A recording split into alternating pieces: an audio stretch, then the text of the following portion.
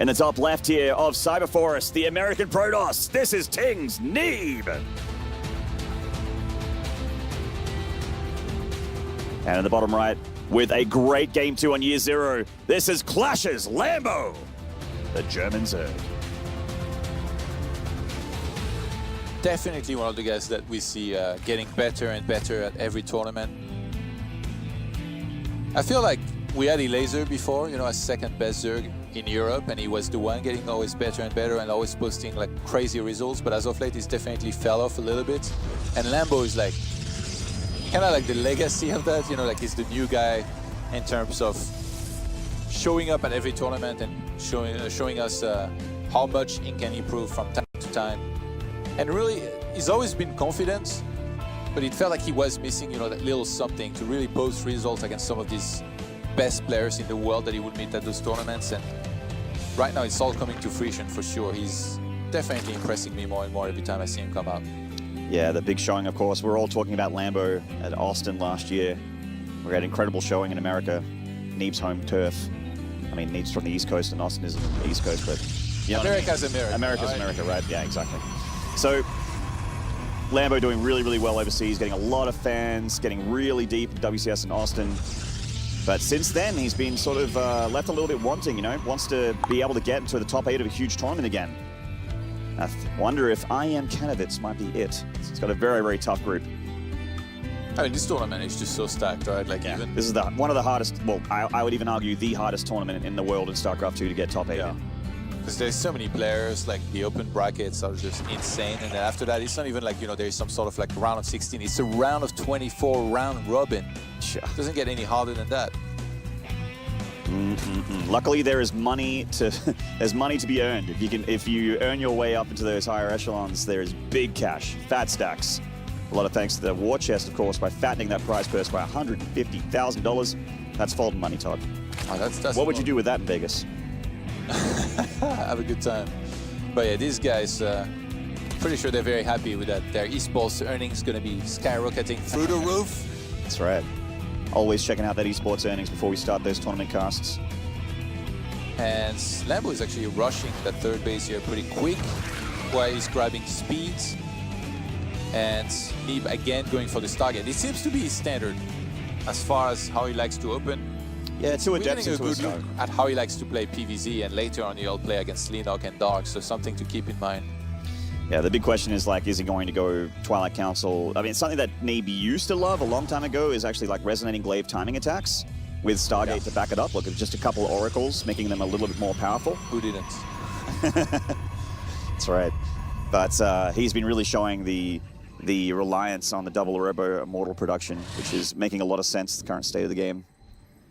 Helps up against the Nidus Worms, helps it against Hydra Roach. Okay, Lambo with the great scout here, actually. He sees the additional gateway, the Oracle about to come out, so he can time that perfectly here. Starts 2 spores back at home, he's getting an extra queen. I really like this. He's still mining a lot of gas, by the way. Even though, like, he grabs a metabolic boost quickly and he rushed that third base, that means that his mineral mining wasn't like necessarily optimal. He's still mining a ton of gas, and he starts a Roach Warren. So he might already kind of be thinking about the follow-up adept attack that should be coming. I mean, he did spot the extra gateway, right? Which is a big tell. Yeah, the wheels are turning here. That Overlord's having a fantastic time here flying around. For now, its death is halfway produced. Its hit points will reach 0 momentarily. When the unit's hit points reaches 0, it does in fact die. Well analyzed, Todd. We have the Oracles getting out of the third base here. Overlord going to be dealt with, as mentioned, and with this Roach Warren finishing up, there's a few options for Lambo. You could just make the Roaches defensively to deal with the Adepts, the harassing Adepts here of Neeb. And 3 Overlords on the way, yeah. Lambo really making sure he doesn't get supply blocked here in a second. That would be a terrible time to be supply blocked when you got a bunch of Adepts shading to go across the map. Yeah, this is actually kind of what I was expecting to see from Neeb at some point in the series, a big Adept attack with the Oracles to help out. It is tough to deal with. You know, we saw some Zergs like a Laser really deal with it by getting off those wall-offs on the high ground. At this time, there is no wall-off, and those Adepts are going deep. He's actually going to shade on top of these Twins as well here. Phoenix picks up one of them.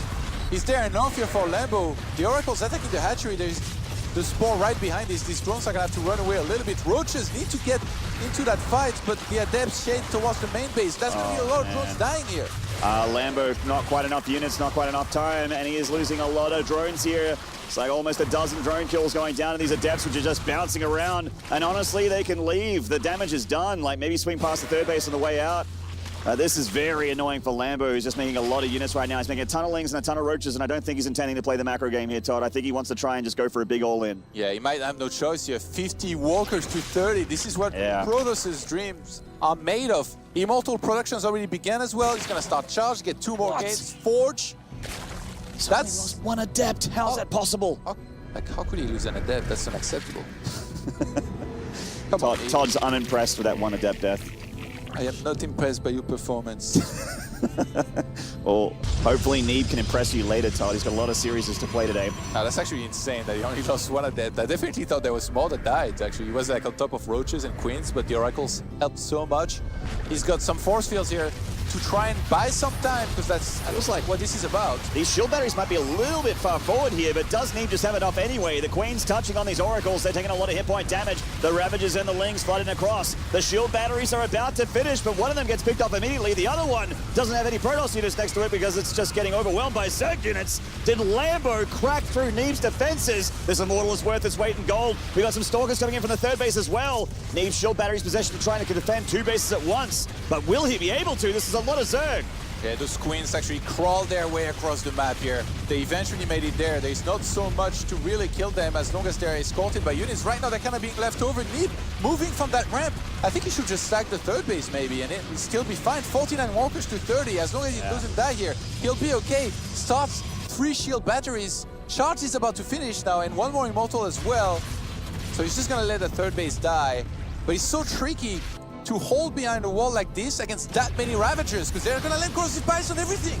Oh, they certainly are, and one of the Immortal production facilities is right here at the front, which would be a nice pick up there for Lambo, but he's just going for the army kills at the moment. It looks like Neeb slowly over time is going to get easier and easier to defend for him here with those shield batteries finishing up. He also has charge, and the Zealots are being walked in to get on that front line to help out against the Lings. And once the charge lots are in, Lambo should be deflected here by Neeb.